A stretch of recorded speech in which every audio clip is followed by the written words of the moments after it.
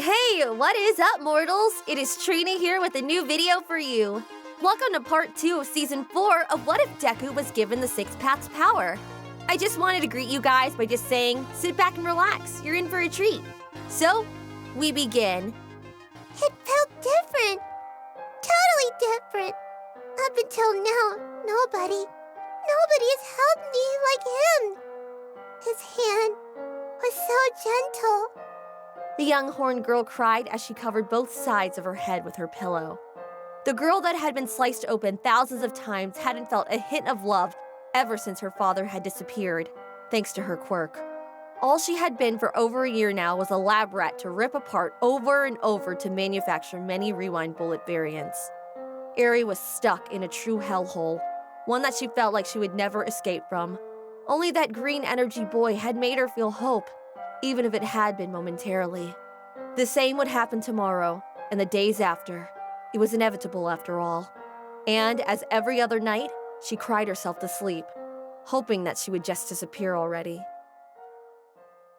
It took quite some time, but the heroes concluded their preparations, and by the end of September, the operation to infiltrate the hideout of the Shei Hasaikai was greenlit. The police force and the pro-heroes had joined up, so it became a joint operation. By 8:30 a.m., they were all ready to knock at the door of the Yakuza base, or in this case, ring the bell. But at that instant, a giant villain broke through the entrance and the dragon hero Ryukyu was forced to stop his rampage, transforming to the mythical creature that she named herself after. The primary team then went right in while the Ryukyu team remained outside. Once in the building, Sir Night-Eye used the memories from a thug to open up a secret door. They were a step closer to saving the girl, but soon enough, everything began to fall apart as the walls started to move, and the group was separated.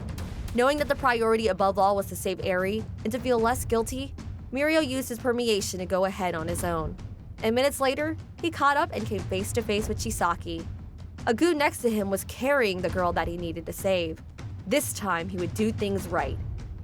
You shouldn't have been able to traverse the path leading here so quickly, Overhaul began to say, knowing that this boy being here made zero sense. I took a shortcut, Mirio explained, interrupting the Yakuza leader. And I'm here to take that child into custody.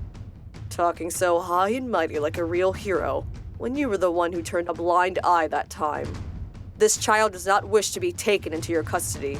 As far as this girl is concerned, you're no hero, Chisaki stated, knowing that this would break the blonde hero. Hearing this made Mirio begin his onslaught, but his balance failed him, and he collided against the wall next to him. Deidoro Sakaki, one of the 8 expendables, had activated his quirk, dead drunk on him as he drank out of a big sake bottle. With it, he robbed a sense of equilibrium of others around him. But even then, Mirio wouldn't be stopped by this. He jumped away as another man with a black mask shot at him with a regular firearm. Another of the 8 expendables, Shin Nemoto, had unleashed his quirk, which made Mirio answer whatever he was asked, question after question. The Yakuza manipulated the boy into admitting that he had abandoned Eri on purpose, drawing out the weakness of his victim, some that they weren't even aware of. Both the Yakuza thought that the boy was done for, so the boss went on ahead without them, going away with the lackey who had the girl, and this made Mirio's rage awaken. Killing move! The Phantom Menace! With his special attack, he had taken out both Yakuza, propelling himself towards Chisaki. He would never waver again. Chisaki! He then screamed, swiping his left fist against the boss's face, which was dodged. But he had also kicked the lackey in a white coat away, grabbing Eri the instant the Yakuza thug was knocked out. Why? The tears flooded her eyes. She couldn't understand why he would do this. Run away, or he'll kill you! Eri cried out loudly. She didn't want him to perish because of her. I'll never let you feel sad again. I swear, Lemillion told her, holding the horned girl with a warm embrace. Everything's okay now. I'll be your hero, he reassured her. He wouldn't allow Chisaki ever to touch her again. Filthy! Overhaul screeched. How could such vermin make contact with him? Get back here, Eri! Or do you want him to be killed? How many times do I have to say it for you to understand it? Chisaki's voice resounded across the entire area, making the girl cry out in fear. You were born to destroy people! The traumatized child attempted to run back to the man in front of her. Maybe this way, nobody else would have to die. But Mirio didn't allow her. He just told her to ignore whatever that man had to say. Each and every one of your actions kill people. Your very existence is a curse. Hearing this, Eri sank into a despair. She had always hated her quirk, but hearing it like this made her realize that she herself was the problem. Her very existence was a mistake. As the combat between Lemillion and Overhaul began, the girl remained in thought, just seeing how Mirio kept her safe no matter what. Hesitation was not present for Overhaul, as he knew that any damage made to her would be fixed with his own quirk. He was going all out. The emotions within Mirio bubbled up as he now realized the monster that he was facing. One that would never change or be redeemable, and this pushed him beyond everything that came before. He would take Chisaki down so Eri could be freed. Ripping off his cape to protect her, leaving her tangled up in red cloth, Mirio punched Overhaul with a heavy hook, knocking him down momentarily and then kicking the lackey away who was trying to reach for a gun. The darkness within the girl vanished as the hero Lemillion became something akin to a son. For the first time in her life, she felt that she wasn't a stain on reality. If someone was trying to rescue her, then that meant that she was worth saving. But in a desperate move knowing that he would lose, Chisaki tossed his lackey, his personal case of quirk erasing bullets, and commanded him to fire at the girl. The girl, seeing the gun pointing at her, cowered in fear. Without a second thought, Mirio jumped in front of her. He couldn't watch her getting hurt anymore. He wanted to see a future day where she could smile, no more sadness overtaking her. And if this meant a chance at that, then he would gamble his entire future away. "I won't let you get hurt anymore," he thought as a big warm smile formed on his face for her to see. Everything would be all right. The bullet hit its target, and a pulse of energy flowed through Mirio. His quirk had been erased forever.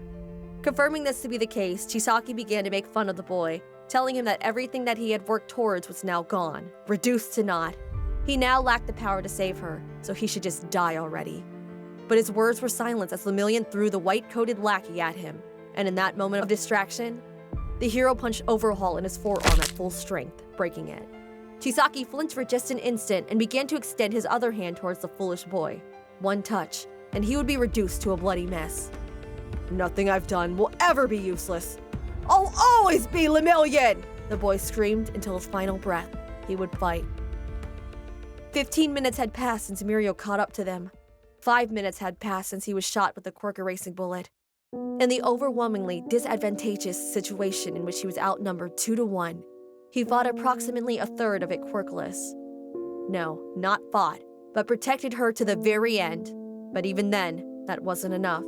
A spike had gone through him, killing him on the spot, but had also mortally wounded Eri in the process. Lemillion's body collapsed to the floor, and Eri fell out of his grasp. The blood quickly came out of her as she closed her eyes, awaiting sweet death. This was for the best, she thought. If only she hadn't run away that day, then nobody would have died. The cold temperature began to creep towards her as Overhaul started to walk over to her. He had all intentions of restoring her back to normal. "Just as I told you, but you didn't listen. Hopefully this teaches you never to do this again," he said to her as he reached out with his right hand. "Eri!" was heard from behind him, and a green flash kicked him so hard that he was sent flying to the wall dozens of meters away. "Another bread?" Izuku was now pounding on him non-stop with his gauntlets, caving the villains inward relentlessly. All Deku could see was red. "Fire style! Dragon Flame Bomb!" shouted the boy as he unleashed a concentrated fire jutsu at Overhaul. He had jumped back as the man stood up, his skin peeling right off as the flames started eating him whole. Suddenly, they were put out, and a wave of spikes made its way towards Midoriya. "Water cycle! Circling Psych Ball!" A huge water wall emerged, surrounding Izuku, and then he added his true seeking orbs in the form of sights to it. They circled around at high speeds, cutting all the spiky rocks coming his way. It only lasted for about 10 seconds, though, as he stopped its flow once the assault ceased. As he stared down at the now fully restored Yakuza boss, he knew what needed to be done. This was just the beginning. Deku would rip the sorry excuse of a man limb from limb. Unfortunately, young Izuku Midoriya lost all reason afterward as he began his one-sided onslaught against the man called Chisaki. As explosions and tremors shook the background, someone approached the almost dead girl. The man who had disappeared after the mall incident, the one who had now inherited All for One and regained his memories, Tomura Shigaraki, had returned. He was well dressed in a black semi-formal attire, but with a black hoodie above that. His hair had turned fully white after his past came back to him, and with it, his quirk awakened. But that was just one out of the hundreds of quirks he now possessed, thanks to All for One's vast collection that he had been gathered over the years.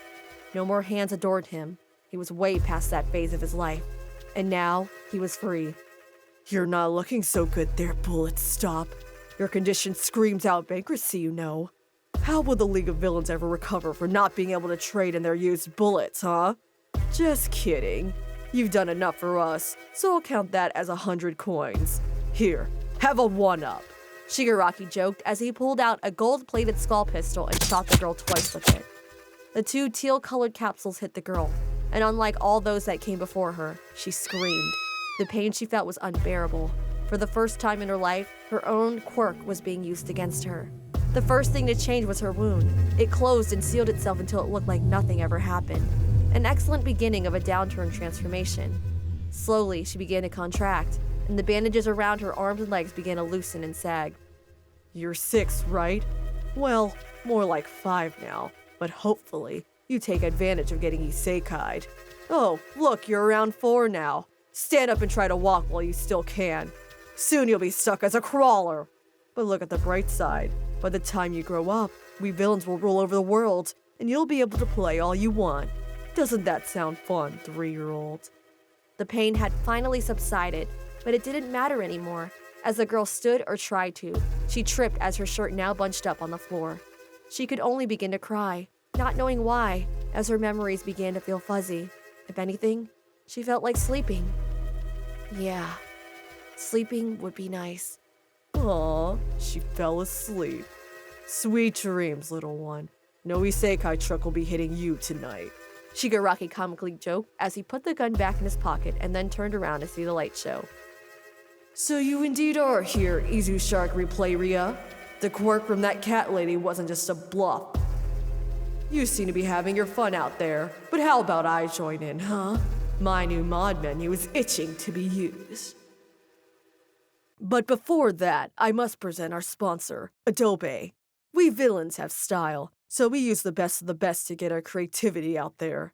As you clearly don't know, Adobe is redefining the digital experience through game-changing innovations that shape the next generation of storytelling. Just look at us. We're being brought to life thanks to them. Our sponsor makes it easy to create, edit, and share digital documents securely, allowing you to collaborate and communicate across devices. The entire league has this, so you better know what's up. And just like Spinner's Blade collection, there's more. Adobe Photoshop is your go-to application for faster graphics editing and digital art as a whole. Those guys at We the Celestials gathered this great tool known as Adobe Photoshop to forge all thumbnails across every channel. And just like my quirk arsenal, there's even more in store. Adobe Premiere Pro is a timeline-based and non-linear video editing software application that is versatile and easy for beginning and master editors.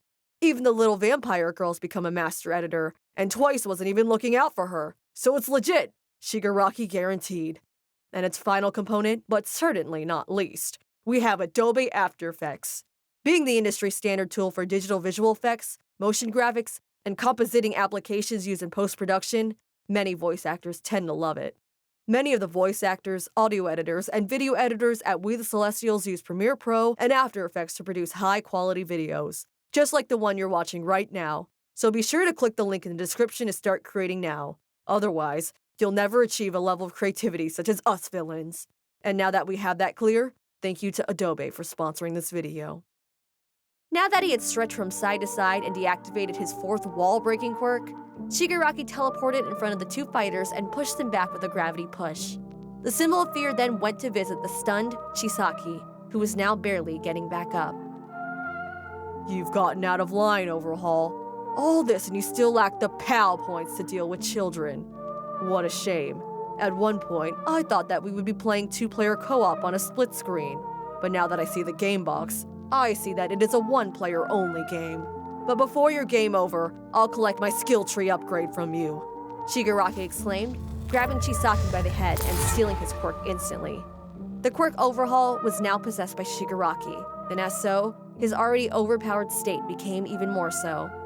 The now quirkless body of Chisaki was left to fall to the ground. and a moment later, he was compressed so hard that meat chunks rained everywhere nearby.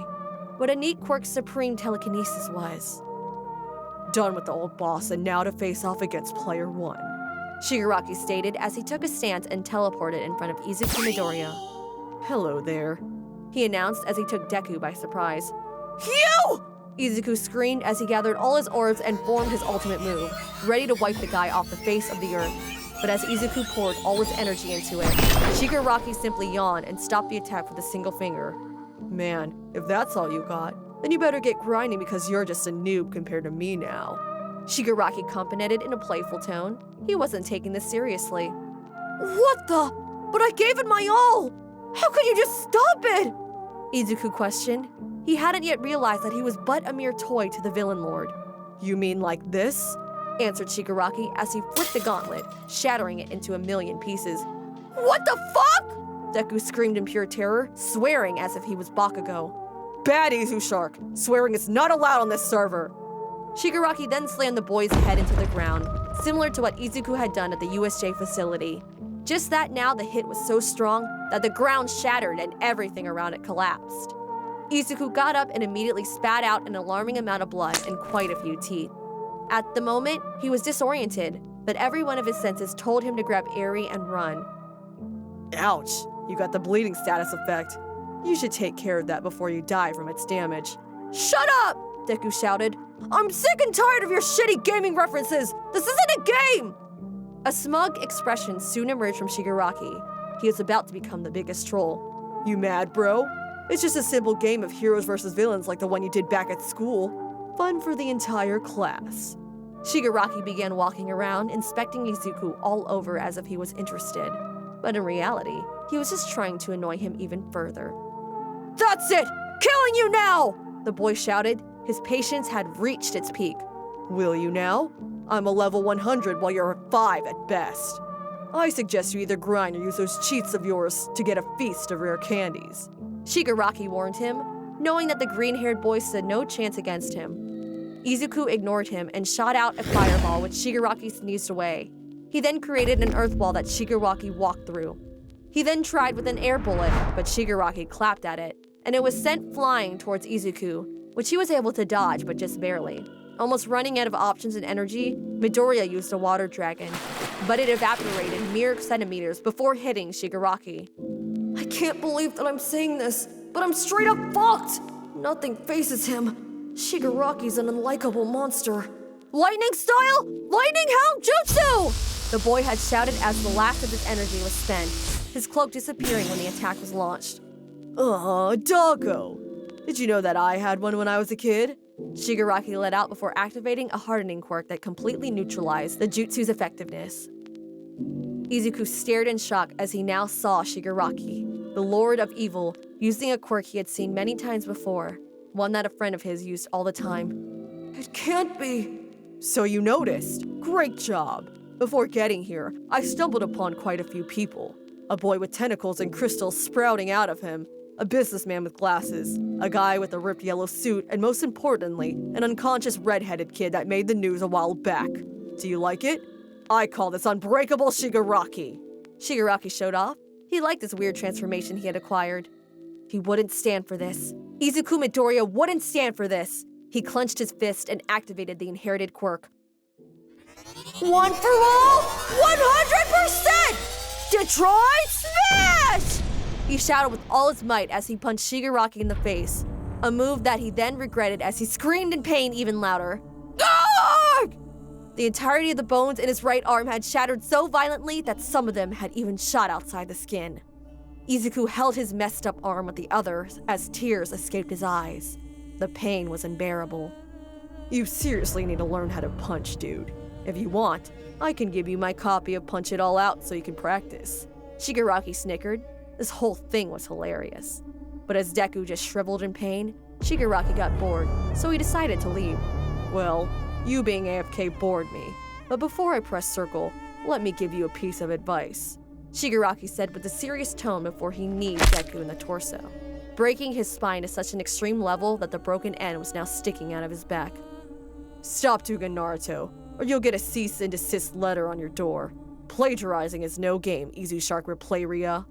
Shigaraki stated before grabbing the boy and throwing him next to the now less than a year old Eri. Izuku crawled towards the baby Eri and held her as he began to cry for reals. "I'm sorry, I'm sorry, I'm sorry," he repeated over and over as he awaited his death. "Well, time to take out the mod menu and press Ctrl-Alt-Delete." Shigaraki began to laugh as he now unleashed his decay wave across the entirety of the city. As it quickly spread, Izuku continued to apologize to Eri as he closed his eyes. What he didn't know was that the critical situation had activated Nana Shimura's float quirk from within the One for All core. He quickly floated upwards and out of the wave's reach, saving both himself and the now infant Eri.